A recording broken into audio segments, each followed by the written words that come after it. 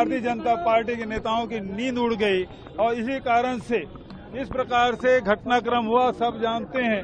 और ऐसे केस में आज तक के सर्वाधिक सजा दी गई, ये भी आप सब लोगों ने देखा है।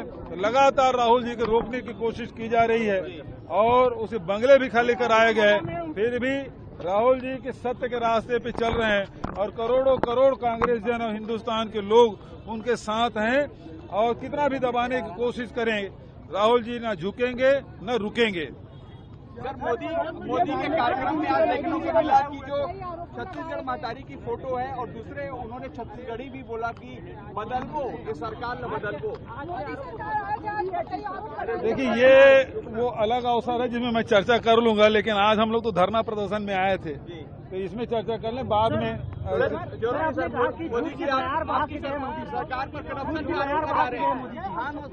मोदी जी आए, 4.5 साल में पहली बार कोई शासकीय कार्यक्रम हुआ।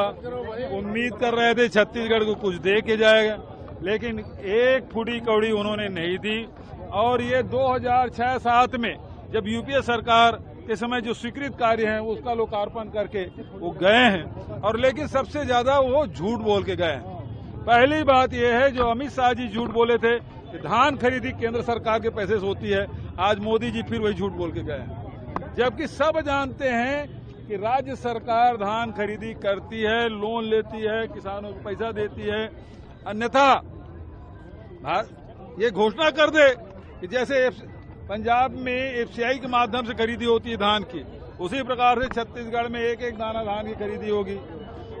दूसरी बात मैं कहना चाहूंगा, छत्तीसगढ़ में समर्थन मूल्य में और राजीव गांधी किसान न्याय योजना मिलता है, बनारस में मिलता है क्या? 1100 और 1200 रुपए में धान बेच रहे हैं, तो ये दूसरी झूठ। तो धान के बारे में झूठ बोला, आवास के बारे में झूठ।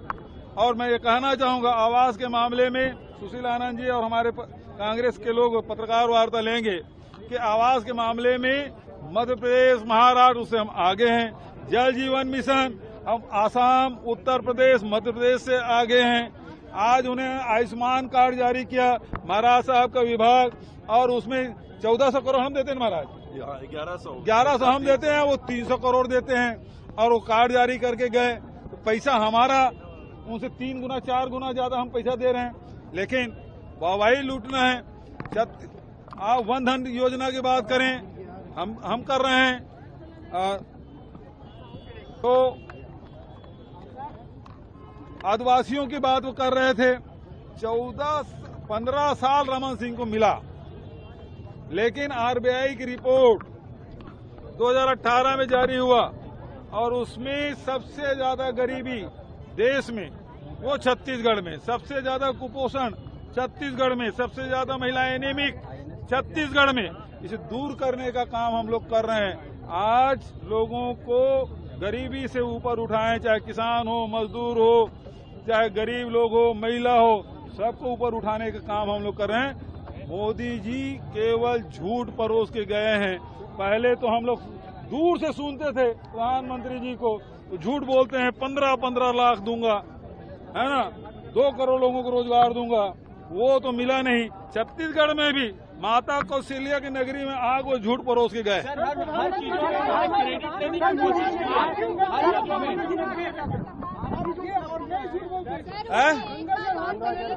लो एक और झूठ गंगा जल के बारे में।